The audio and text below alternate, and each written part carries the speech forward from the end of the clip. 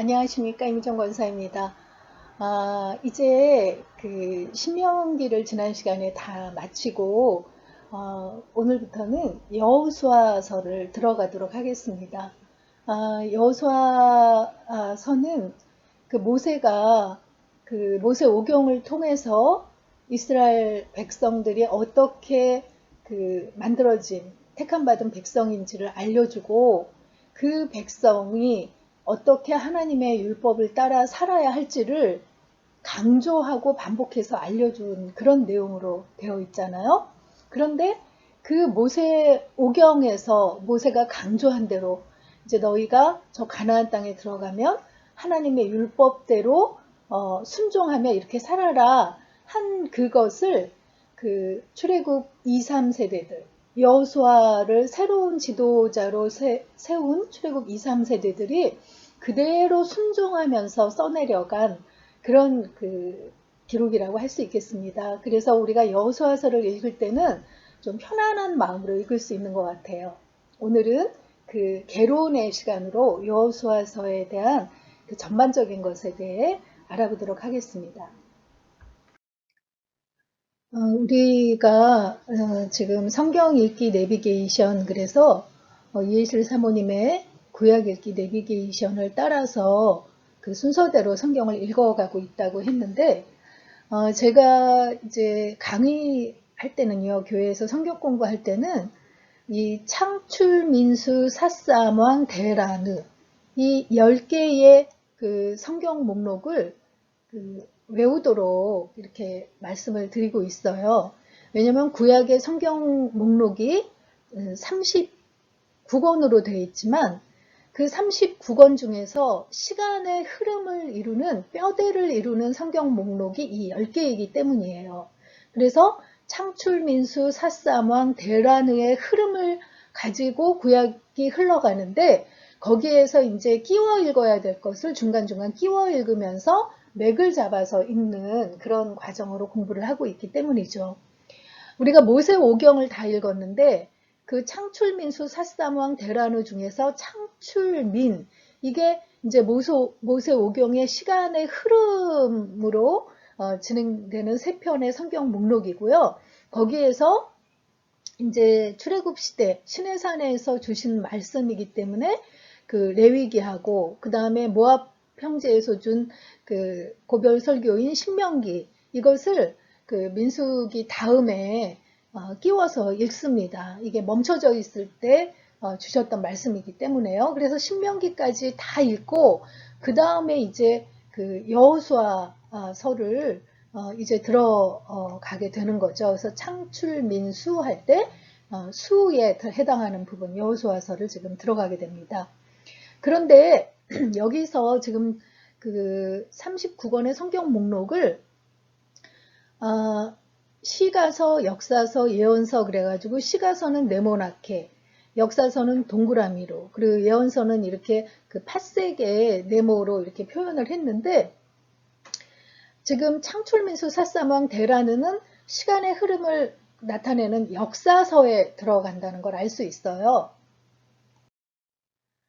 구약의 역사서 하면 그래서 그 창세기부터 그 에스더까지 창출민수 사사왕 데라 느 할 때 느가 이제 느헤미야인데 느헤미야와 같은 그 시대에 쓰여진 그 약간 앞서서 쓰여진 에스더서까지를 역사서로 보는 거죠. 시간의 흐름으로 보는 거죠. 근데 이제 구약 성경을 그 구조를 그 장르별로 설명할 때 여러 그 종류의 그런 장르 구분이 있는 거를 알 수 있거든요. 그래서 이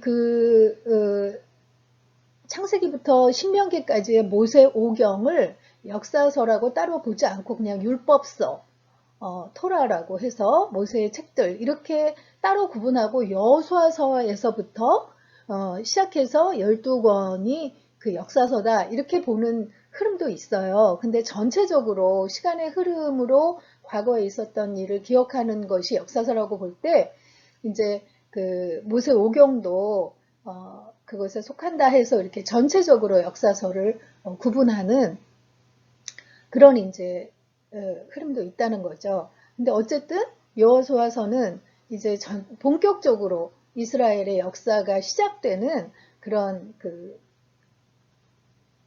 지점이라고 볼 수 있겠습니다. 이 책의 제목인 여호수아는 그 모세의 후계자인 여호수아의 이름을 따라서 붙인 것이죠. 여호수아는 에브라임 지파에 속하는 눈의 아들이다라고 성경에 기록이 되어 있어요. 그가 처음에는 그 호세아라고 불리었죠. 그런데 그 모세가 그 앞에 그 여호와를 뜻하는 단축형을 붙여가지고 그 여호수아라고 이름을 바꿔주었어요. 호세아라는 것은 구원자라는 뜻인데 여호수아 그러면 그 여호와가 나의 구원자다라는 그런 뜻이죠. 신약에서 예수라고 그 이름의 뜻과 똑같아요. 다 구원자라는 그런 그 뜻의 이름으로 볼 수 있겠습니다. 여호수아는 그 성경에서 그 출애굽기에서 제일 먼저 등장해요. 르비딤에서 그 아말렉 족속들이 이스라엘 족속들을 공격했을 때 그 아말렉과 싸우는 그 군대의 지휘관으로 제일 먼저 등장을 하죠. 그때 모세가 손을 들고 기도하면 이스라엘 군대가 이기고 손을 내리면 이스라엘 군대가 패하기 때문에 아론과 훌이 그 모세의 양쪽에서 그 모세의 팔을 받쳐줬던 그 유명한 그 사건이잖아요. 그때 여호수아가 처음으로 등장합니다. 그래서 그 모세를 수종드는 자로 처음에 그 여호수아를 소개하다가 이제 군대의 지휘관으로 이스라엘을 이끈 군대 장관으로 이제 등장을 하는 거죠. 그러면서 출애굽기에서 모세가 이제 시내산에 올라서 하나님 앞에 율법을 받아 내려오잖아요. 그런데 그때 여호수아가 그 모세를 수종드는 자로 함께 그 올라갑니다. 근데 그 40일 동안 아무 소식이 없자 이스라엘 백성들이 아론에게 금송아지를 만들라고 해서 금송아지 를 숭배하는 그 사건으로 말미암아 하나님의 징계를 받게 되는데 이때에 여호수아는 그 모세를 따라 올라가기 때문에 거기에서 여기 그 금송아지 사건에 가담하지 않고 이렇게 그 순수성을 지킬 수 있는 모세의 뒤를 이은 지도자로서 하나님께서 이렇게 구별하신 그런 것을 볼 수 있습니다. 그리고 이제 그 출애굽기에서 보면 그 회막이 있어서 그 하나님 앞에 나아가는 장소로 볼 때 모세는 그 회막을 들어갔다가 나왔다 하지만 여호수아는 그 회막을 떠나지 않고 기도하는 자로서 또 묘사되고 있는 걸 볼 수 있어요. 그래서 이렇게 그 어떤 그 군대 장관으로서의 그런 지도력도 있지만 영적으로 이렇게 기도하는 자리를 떠나지 않는 그런 그 면모도 기록하고 있는 것을 볼 수 있습니다. 그리고 이제 민수기 13장, 14장에서 그 유명한 그 가데스 바네아 정탐꾼 그 사건이 있었잖아요. 그때 12명의 그 12지파 대표를 가나안 땅을 정탐하러 보냈을 때 10명은 우리는 메뚜기와 같다. 저 땅에 그 거주하고 있는 거인에 비하면 우리는 메뚜기와 도 같다 하고 부정적인 보고를 한 데에 비해서 갈렙과 여호수아는 아니다. 저들은 하나님께서 우리에게 주신 밥이다. 라고 하나님 편에 서서 이렇게 보고했던 그런 또 긍정적인 그 면을 보여주는 기록에도 여호수아가 나온 걸 알 수 있습니다. 그리고 이제 그 모세의 그 뒤를 이어서 이제 여호수아가 그 차 세대의 지도자로서 기름 부음 받는 그런 이제 그 것이 이제 성경에 쭉 기록이 되어 있습니다. 그 여호수아서의 주제가 무엇인가라고 보면은요. 여호수아서 해가지고 여호수아가 이 여호수아서의 주인공인 것 같은 그런 이렇게 느낌을 받을 수도 있지만, 여호수아서의 주인공은 여호수아가 아니라 하나님이세요. 하나님이 그 언약을 얼마나 성실하게 성취하시는 분이신가 라는 것이 이 여호수아서의 주제라고 할 수 있어요. 창세기 12장 7절에 보면 여호와께서 아브라함에게 나타나 이르시되 내가 이 땅을 내 자손에게 주리라고 언약을 하십니다.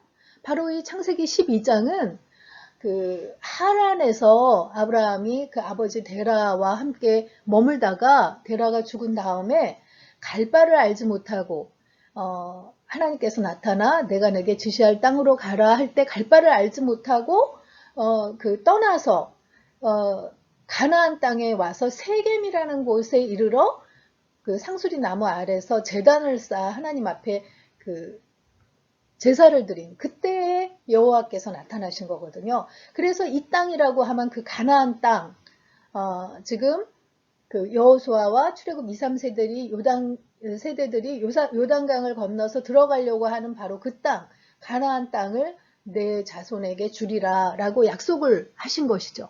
그리고 그 이후에도 아브라함의 후손인 이삭과 야곱에게 이 가나안 땅을 주리라고, 하늘의 별과 같이 수많은 자손을 주리라는 언약과 함께 이 가나안 땅을 주시라는 언약을 하셨던 거예요.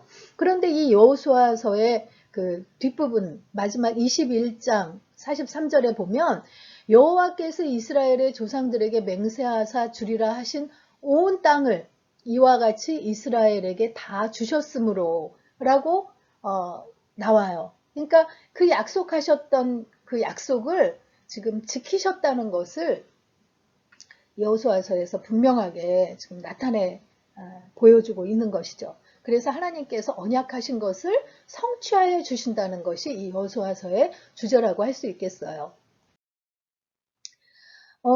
우리가 그 앞부분에서도 얘기했듯이 나라의 3요소는 백성과 영토와 주권이라고 했는데, 아까도 말씀드렸듯이 아브라함과 이삭과 야곱에게 언약하실 때 하늘의 별과 같이 수많은 그 후손을 주겠다고 했는데, 이미 출애굽기에서 볼 때 200만 명의 그 이스라엘 백성들의 숫자가 불어난 걸로 봐서 그 언약을 나라를 이루는 백성을 이미 그렇게 200만 명이나 채워주셨구나, 그 언약이 성취된 것을 볼 수 있습니다.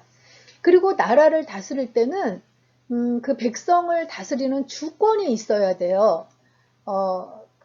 누가 주인이냐, 그 주권이 뜻하는 것이 말하자면 그 하나님께서 주신 말씀이라는 거죠.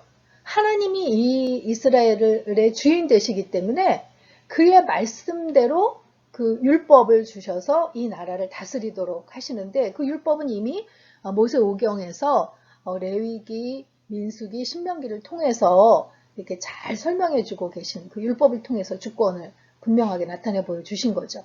근데 이 여호수아서에서는 마지막으로 영토, 이스라엘이 차지할 그 땅을 차지하는 그런 이제 그 언약의 성취되는 것을 보여주는 그런 내용으로 되어 있다는 것입니다. 그래서 여호수아서를 크게 두 부분으로 나눌 수 있는데, 여호수아서가 전체 24장이거든요. 근데 1장부터 12장까지는 하나님께서 이스라엘 자손에게 주신 약속의 땅으로 들어가서 그 땅을 정복하는 내용을 기록하고 있어요. 그리고 13장부터 24장까지는 그 땅을 나누는 분배의 내용과 그에 따른 이제 교훈을 주시는 그런 내용으로 되어 있습니다. 그래서 정복과 분배, 이렇게 크게 두 부분으로 나뉘어 있는 것을 볼 수 있습니다. 그런데 여호수아서의 주제가 하나님께서 그 언약을 반드시 이루어 주시는 분이다 라는 것을 말씀드리는 그런 그 대주제로 이루어진 내용이라고 했는데, 실제로 하나님께서 그 아브라함에게 나타나셔서 이 땅을 주리라 라고 한 이후에 여호수아서에서 그 말씀하신 대로 이 땅을 다 주었으므로 거기를 차지하고 그 땅에 거주하였다라고 그 언약이 성취된 것은 아브라함으로부터 시대로부터 거의 500년이 이른 걸 알 수 있어요. 왜냐하면 아브라함이 이제 그 75세에 그 하란에서 가나안 땅으로 와가지고 그게 그 후손인 야곱이 그 애굽 땅에 가가지고 430년간을 거의 보내면서 그 자손을 불린 거거든요. 그래서 다시 광야에 40년을 보내고 그리고 가나안을 정복한 그 모든 시간을 합쳐보면 거의 500년 만에 아브라함에게 약속을 하신 다음에 500년 만에 그 약속이 이루어진 것을 볼 수 있거든요. 그러니까 하나님께서 주신 약속이 그렇게 속히 이루어지지는 않은 거라는 것을 볼 수 있어요. 그래서 거의 그 500년 만에 아브라함과 이삭과 야곱에게 주신 언약이 이루어진 걸 볼 수 있는데 우리에게도 하나님께서 주신 약속이 금방 정말 속히 이루어지는 그런 약속도 있지만 때로는 왜 이렇게 더디 이루어지는지 정말 하나님이 이 약속은 지켜주시기는 하는 건지 하는 그런 그 갈등이 생길 정도로 그 약속이 더디 이루어질 때도 있거든요. 그렇지만 그때 우리가 어떤 마음으로 그 보내야 하는지를 한번 묵상해 보시면 좋겠어요. 500년이 걸리더라도 결코 그 약속을 이루어 주고야 마시는 하나님. 가장 정확한 때, 가장 좋은 때를 기다리시면서 우리를 만들어 가시고 만져 가시면서 결국은 그 약속을 이루어 주시는 그 하나님을 어떻게 신뢰하고 우리가 나아가야 하는지, 우리가 그 하나님이 반드시 약속을 이루어 주시는 하나님이라고 신뢰하는 그 믿음이 우리에게 확실하게 있다면 우리가 이 땅을 살아가는 면서 겪게 되는 모든 싸움은 이미 이겨놓고 싸우는 싸움이 되겠죠.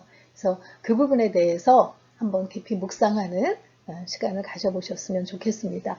다음 시간에 이어서 여호수아 1장 들어가도록 하겠습니다.